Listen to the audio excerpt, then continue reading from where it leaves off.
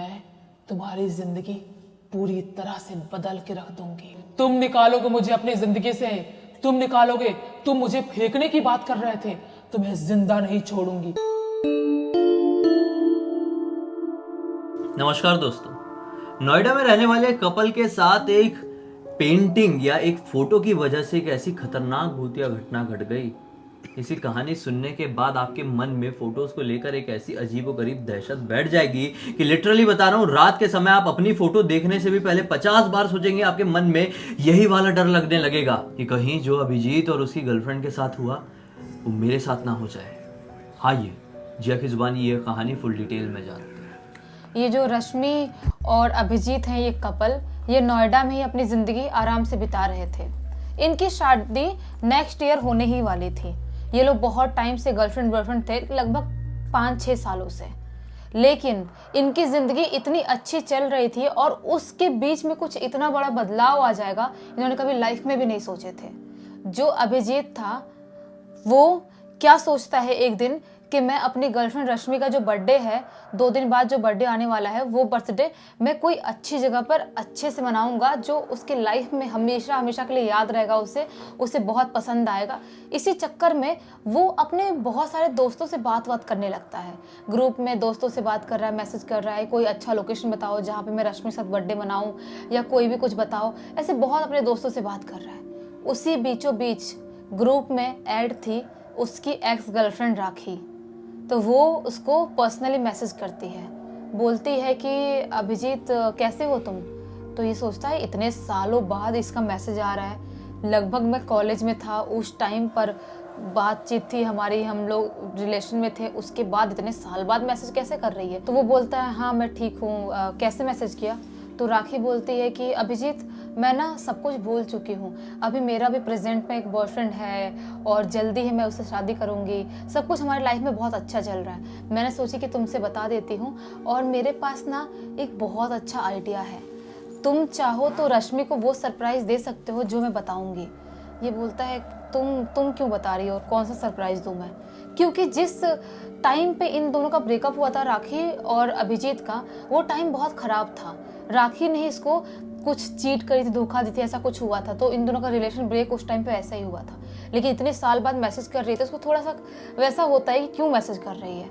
लेकिन वो बोलती है राखी कि मेरा यहीं पर नोएडा में ही आउटर इलाके में एक बंगलो है, वो बंगलो में हम सुंदर सा डेकोरेशन कर सकते हैं और वहाँ पर इसको रश्मि को हम सरप्राइज़ दे सकते हैं, यानी कि अभिजीत की प्रेजेंट गर्लफ्रेंड रश्मि को।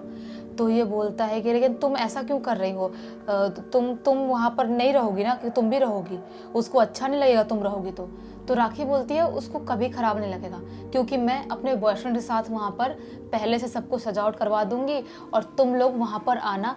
मैं चाहती हूँ, मेरी वजह से तुमको प्रॉब्लम हुई थी लाइफ में, हम लोग का ब्रेकअप भी मेरी वजह से हुआ था, तो मैं पछतावा है मुझे उस बात का, इसलिए मैं चाहती हूँ कि तुम रश्मि को वहाँ पर लेके आओ, हम कुछ अच्छा सा सरप्राइज़ देते हैं। तो ये भी अब रेडी हो जाता है, सोचता है कि हाँ ठीक है, शायद सुधर गई होगी, बहुत साल हो गए, 5-6 साल से ऊपर का टाइम हो गया, तो ठीक है। उस टाइम पे हम बच्चे थे, कॉलेज में थे, और अभी मैच्योर हो गए, जॉब करने वाले हो गए। ये बोलता है ठीक है, तुम मुझे अपडेट देते रहना कहाँ पे क्या डेकोरेशन करी हो, सारी चीज़ें, और लोकेशन भेज देना कौन से लोकेशन पे तुम्हारा बंगलो है। ये बोलती है ठीक है। अब 2 दिन बाद रश्मि का बर्थडे आता है। जब रश्मि का बर्थडे आता है तो जो अपना अभिजीत है वो रश्मि को क्या बोलता है कि तुम रेडी हो जाओ, हमें कहीं घूमने जाना है। रश्मि बोलती है कहाँ जाना है, बताओ तो सही। तो बोलता है अभिजीत कि नहीं मैं बताऊँगा नहीं, बहुत अच्छा सरप्राइज़ है, तुम बस रेडी हो जाओ। तो जो रश्मि थी वो रेडी हो जाती है और अपने घर के बाहर वाले एरिया में उससे अभिजीत से मिलती है, और अभिजीत के कार में बैठ के वो निकल जाती है। उसे बिल्कुल भी नहीं पता था कि उसको अभिजीत कहाँ लेके जाने वाला है, क्या करने वाला है, कुछ नहीं पता था। बस वो ब्लाइंडली जा रही थी, क्योंकि उसको कहीं ना कहीं थोड़ी सी भनक थी कि हो सकता है मुझे सरप्राइज़ के लिए कहीं लेके जा रहा होगा। चला रहे मस्त कार चलाते चलाते, ये शाम का टाइम था, लगभग 6:30-7 बजे का टाइम था, अंधेरा हो रहा था उस टाइम पे। तो रश्मि बोलती भी है कि यार तुम तो बिल्कुल ये सब मार्केट है और शहर वाले इलाके से बाहर तुम निकल रहे हो, कहाँ जा रहे हैं अपन, कौन से आउटर इलाके में लेके जा रहे हो, जंगली इलाके में क्यों लेके जा रहे हो, वहाँ पर कौन सा बर्थडे सेलिब्रेट करेंगे, क्या सरप्राइज होगा। अभिजीत बोलता है तुम टेंशन मत लो, वैसे भी 1 साल बाद हमारी शादी होने ही वाली है, तो मैं चाहता हूँ कि जो भी तुम्हारी लाइफ का ये बर्थडे है एकदम मेमोरेबल हो, तुमको मज़ा आ जाए। तो बोलती है अच्छा ऐसा क्या। वो भी अंदर अंदर रश्मि बहुत खुश हो रही थी। ड्राइव करते करते करते फाइनली लगभग 8 बजे के करीब ये लोग एक लोकेशन में पहुंचते हैं, जो लोकेशन थोड़ा आउटर इलाके में था, जहाँ पे थोड़े पेड़ पौधे और थोड़ा जंगली इलाका था। तो रश्मि बोलती है ये कौन सी जगह है। बंगलों के पास गाड़ी रोकता है अभिजीत, बोलती है ये किसका घर है, किसका बंगलो है, यहाँ पर क्यों लेके आए हो, कोई रिजॉर्ट है क्या ये। तो अभिजीत बोलता है तुम वैसा ही समझो। ये बेल बजाता है उस बंगलो के दरवाजे का।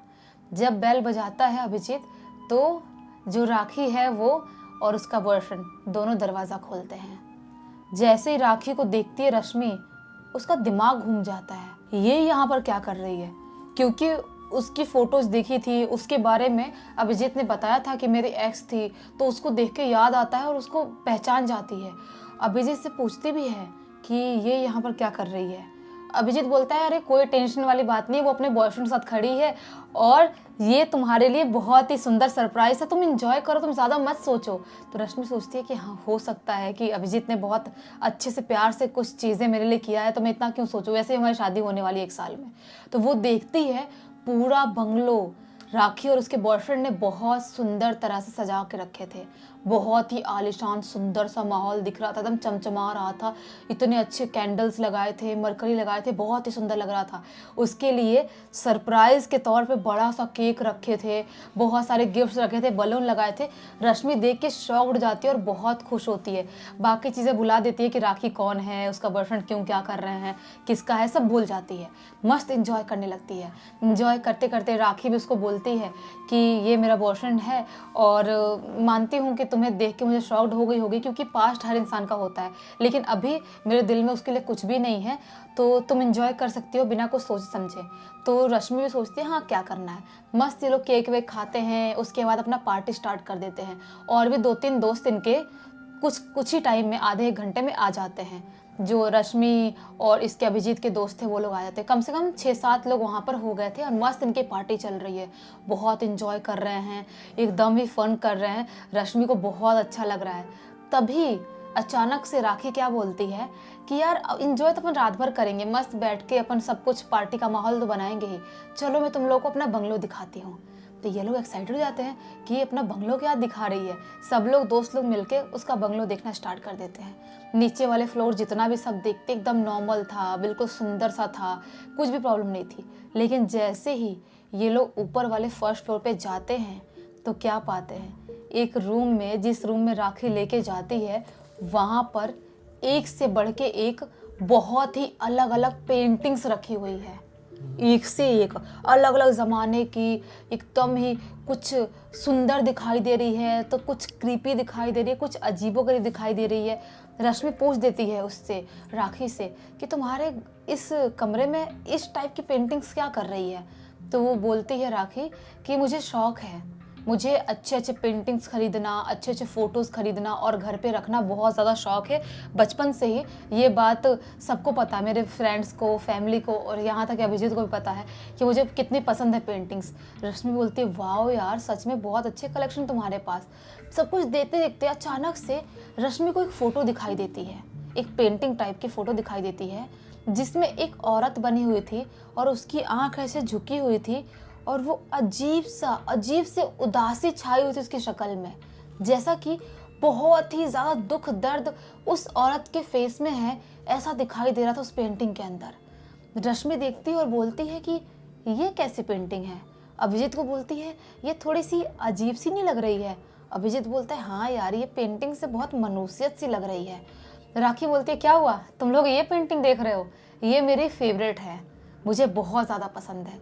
ये मेरी जब की है, जब मैं बहुत छोटी हुआ करती थी, मेरी मम्मी ने मुझे दी थी, बहुत ही सुंदर। जब से मेरी लाइफ में आई है, मेरी लाइफ बदल गई है, बहुत ही एक सक्सेसफुल वुमेन जो आज मैं हूँ उस पेंटिंग की वजह से हूँ।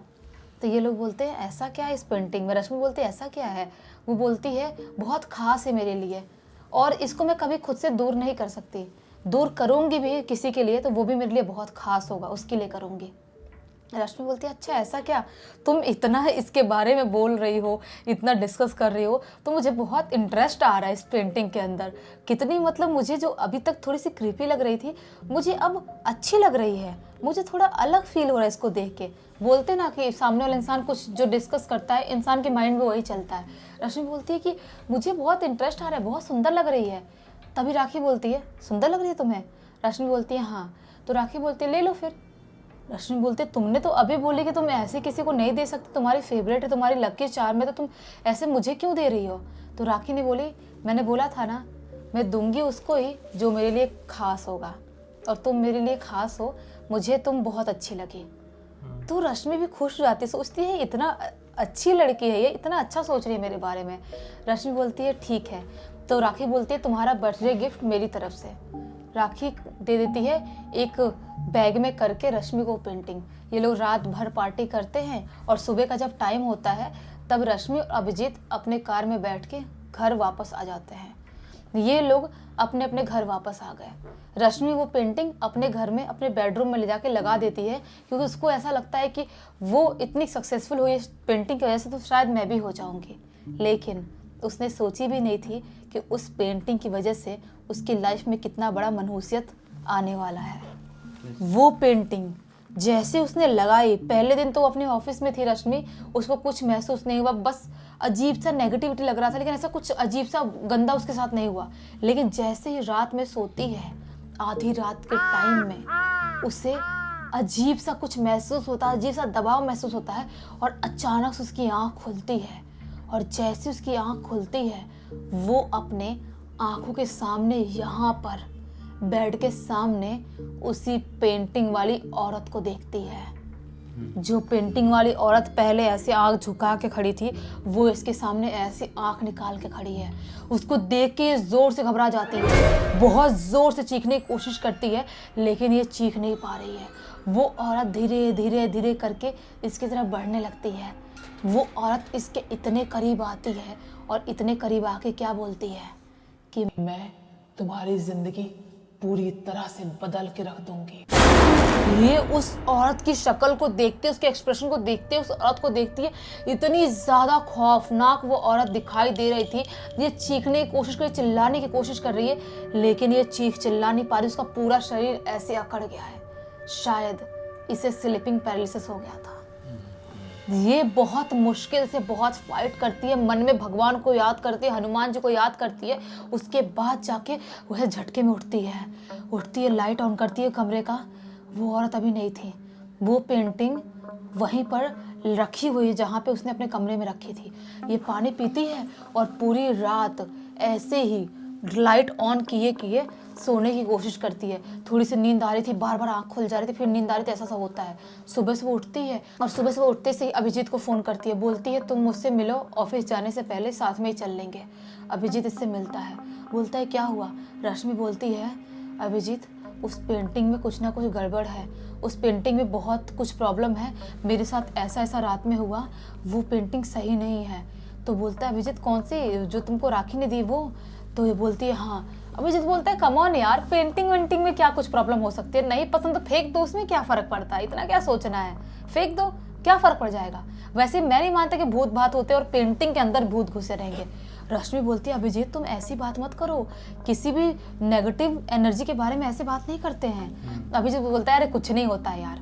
ये दोनों ऑफिस चले जाते हैं, ऑफिस से आए, घर पे खाना खाए, रात में सोए।